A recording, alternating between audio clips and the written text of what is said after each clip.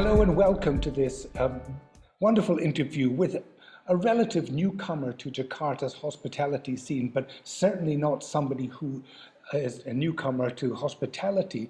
This is a gentleman who has come originally from France, but has made his way around the world in luxury hotels.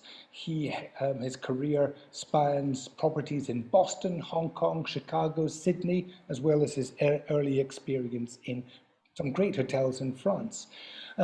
His name is Gaylord Lamy. Monsieur Gaylord Lamy, I will not pronounce it well being a Scotsman, but welcome to Jakarta, Gaylord, and welcome to a COVID Jakarta, which is going to pose a number of problems over opening your new and, I believe, beautiful property. So, first question for you, if I may, is the experience that you've had over these many years all around the world, do you think that that has given you the right background to open a new luxury hotel in Jakarta, which requires possibly different skills to virtually any other city? Well, first of all, thank you for the kind introduction, Alistair, and it's a real pleasure to be here today, and I'm delighted to meet you. Look, having been able to work in these different cities and destinations around the world with Langham all this time, or most of the time, it's really given me the ability to not only understand the different cultures of where I've worked, but also the way a city works, and really give me a sense of how to adapt quickly to how the business reacts. I must say, as you pointed out, moving into a city during a pandemic is a very unique experience, and I truly hope I won't have to do that again. But especially during this time, we've had to learn even quicker in order to adapt and to react to what is to be expected once we open the hotel.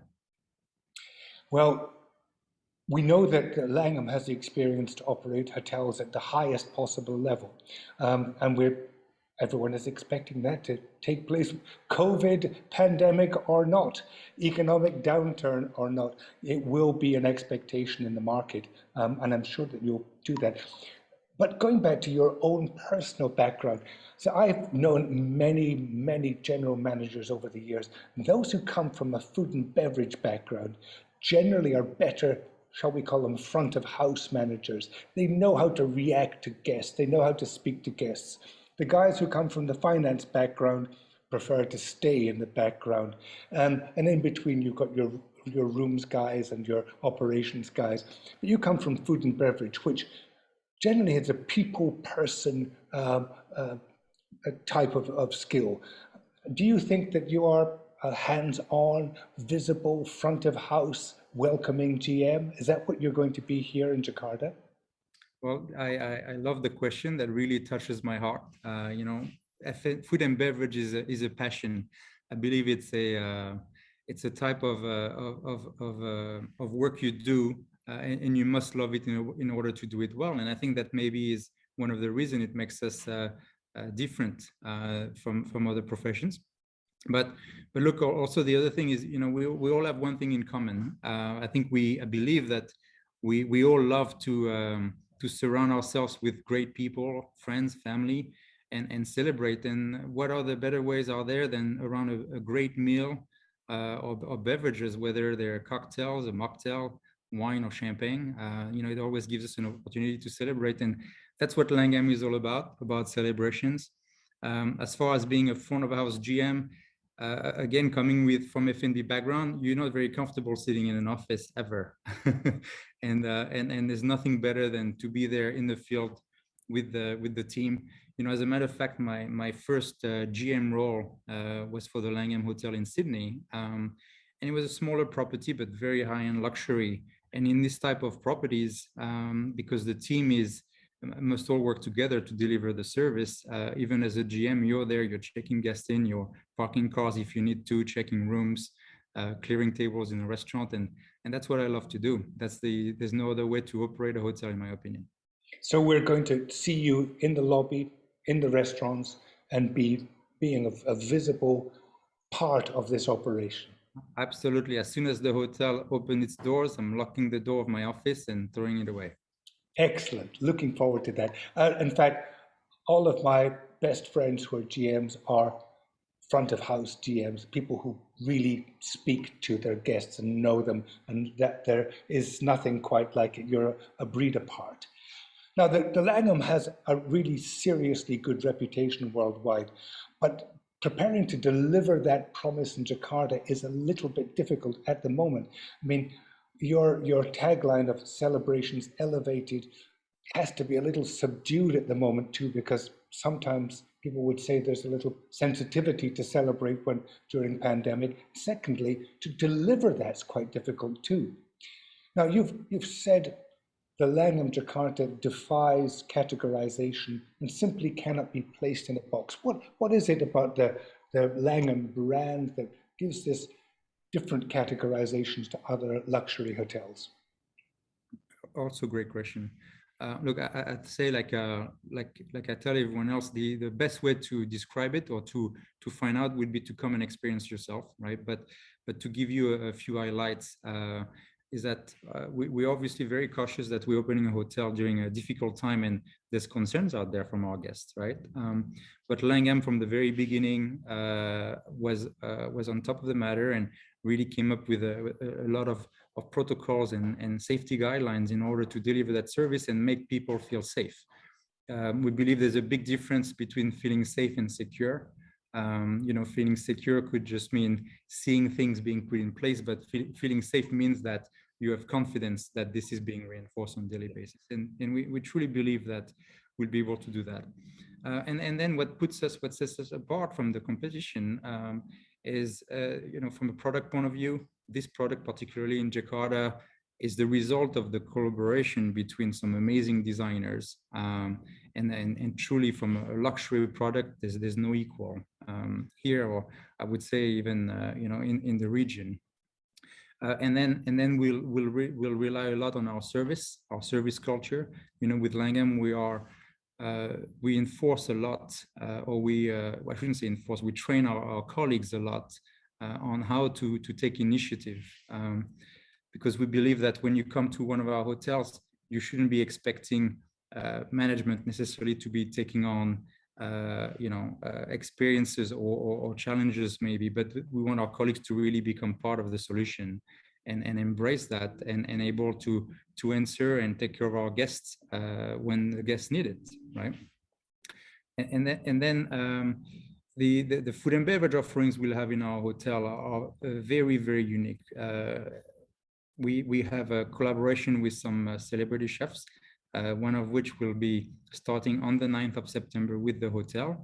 And this is a restaurant called by Tom's by Tom Akins, who is a British chef, who was actually one of the youngest chefs to receive 2 Michelin stars in the UK when he was 26 years old. So we have this great restaurant on the 62nd floor that has a beautiful bar and mezzanine area for private event. And in the Marone kitchen, which is really the centerpiece of the kitchen, we'll be cooking some delicious European food with that British flair, and specializing on cooking all the produce on the bone. So you'll have those magical flavors. And then on the ground floor, we'll have our Alice restaurant, as in Alice in Wonderland, to create a bit of whimsical time in these pandemic times. And this is where we'll be serving our traditional Langham afternoon tea, so that true British heritage afternoon tea. And this is a signature with Langham. So this is how we have our British heritage really show its colors. And then in further phases, later on, we'll be opening a rooftop bar called Artesian, which is another signature brand of Langham after the Langham London. We'll have a Chinese restaurant called Tang Court, again, another amazing Cantonese fine dining restaurant that is also from Langham and that brand out of China. And we'll have another chef's collaboration for a Japanese restaurant later on, but at this stage we still are working on the timeline for that. Sounds like an amazing array, and you have already impressed me as a Frenchman who's prepared to say British flair in cooking. That is the first time I've ever heard that. It's wonderful. So we are certainly looking forward to. Now, this is a city that lives on its stomach, so you're going to have a line at the door, I would think, from the day that you open. Of course, only 25% of the normal capacity, or something to that effect. But let's talk about the opening. You can't really have a grand opening at the moment either. Is this just going to be a quiet day with owners and close friends and just a few VIPs, or is it going to be just open the doors and wait till the pandemic is over till you actually open? But you will be open for guests from the 9th of September, as I understand it. That is correct. And on that day, we will have a traditional ribbon cutting ceremony with close stakeholders for the project and our owners. But we will be open. We have opened our booking channels on all channels for hotel reservations starting on the 9th of September, as well as our food and beverage, our restaurants. So it will be, if you want to call it, a soft opening, and then when things are better and safer for everyone, we would love to have a celebration that the hotel deserves. But the marketing team has been doing a very great job at already creating that buzz and launching the hotel and its restaurants. But we will also continue doing this in smaller events after the hotel opens. So we'll have a series of events and gatherings on smaller scale, much smaller scale, for the first couple of months after the hotel opens. Well, we're all looking forward to it. And on behalf of now Jakarta, now Bali, we haven't got a Langham in Bali yet, but hopefully one day that will happen as well. And all of us here wish you the very best of luck. We're looking forward to meeting you in the lobby, in the restaurants after it opens. We know that you're going to do a fantastic job, and we're looking forward to meeting you in person soon. Very good luck from all of us here to all of you in Langham, Jakarta. It's going to be a new landmark. Looking forward to seeing it and experiencing it, experiencing celebrations elevated. Thank you very much indeed, Gaylord. Thank you, Alistair.